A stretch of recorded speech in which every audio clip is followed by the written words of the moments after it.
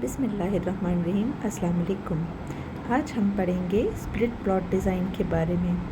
Split plot design कब use होता है?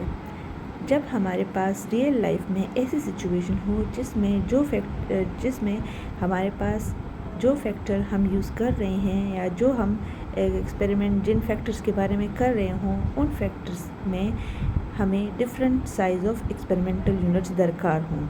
लाइक फॉर एग्ज़ाम्पल, हमारे पास दो फैक्टर हैं, एक है फैक्टर ए और दूसरा है फैक्टर बी। फैक्टर ए के लिए हो सकता है हमें लार्जर एक्सपेरिमेंटल यूनिट्स की ज़रूरत हो और फैक्टर बी ऐसा हो कि जिसके लिए हमें स्मॉलर एक्सपेरिमेंटल यूनिट्स की ज़रूरत हो, तो फिर हम स्प्लिट प्लॉट डिज़ाइन यूज़ करते हैं। इसकी मिसाल ऐसे है कि मिसाल के तौर पर हमारे पास एक खेत है, उसमें हम डिफरेंट मशीनरी देखना चाहते हैं। लाइक हल हो गया कि हम हल चलाने से क्या हमारी पैदावार में इजाफ़ा होगा, क्या हम जो ट्रैक्टर है वो अगर यूज़ करेंगे उसकी वजह से अगर हम ट्रैक्टर यूज़ करेंगे उससे हमारी पैदावार में ज़मीन की पैदावार पे कोई फ़र्क पड़ेगा, या कोई और लेटेस्ट मशीनरी कोई मशीन ऐसी है जिसको अगर हम यूज़ करें और काश्त करें तो उससे हमारे पास उस तरीके से काश्त करने से हो सकता है हमारे पास पैदावार ज़्यादा हो। तो ये तीन तरीके हैं, इन तीनों का हम देखना चाह रहे हैं कि इन तीनों की वजह से हमें इन तीनों तरीक़ों में या कोई फ़र्क है या नहीं, या इन तीन तरीक़ों से हमारे पास रिज़ल्ट्स अच्छे आ रहे हैं या नहीं। ये एक फैक्टर हो गया, फैक्टर ए। सही। अब दूसरा फैक्टर की तरफ आते हैं। दूसरा फैक्टर है मिसाल के तौर पर हमारा factor B.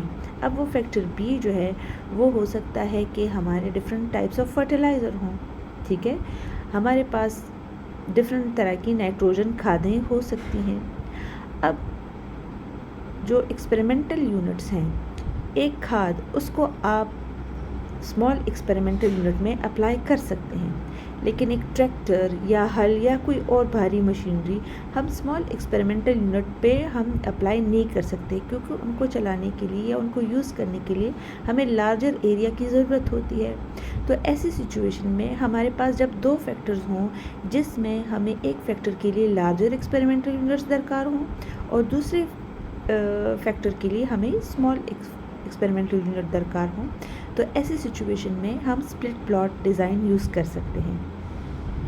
Split plot design का एक फ़ायदा ये भी है कि जब आपका एक्सपेरिमेंट आपने रन कर दिया हो तो ड्यूरिंग द एक्सपेरिमेंट या एक्सपेरिमेंट के दौरान आप एक तीसरा फैक्टर भी यूज़ कर सकते हैं, एक्सपेरिमेंट में इनकॉर्पोरेट कर सकते हैं और फिर एक्सपेरिमेंट को उसके रिज़ल्ट हम यूज़ कर सकते हैं।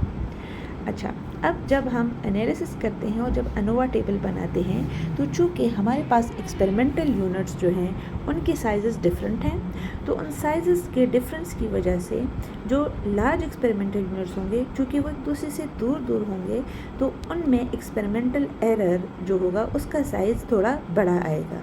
जबकि जो हमारे पास सब यूनिट्स होंगे या जो स्मॉलर एक्सपेरिमेंटल यूनिट्स होंगे उनमें एरर का साइज़ जो होगा वो स्मॉल आएगा, एक्सपेरिमेंटल एरर का साइज़ उसमें स्मॉल होगा। तभी जब हम अनोवा करेंगे तो हमारे पास अनोवा टेबल में दो एरर आएंगे।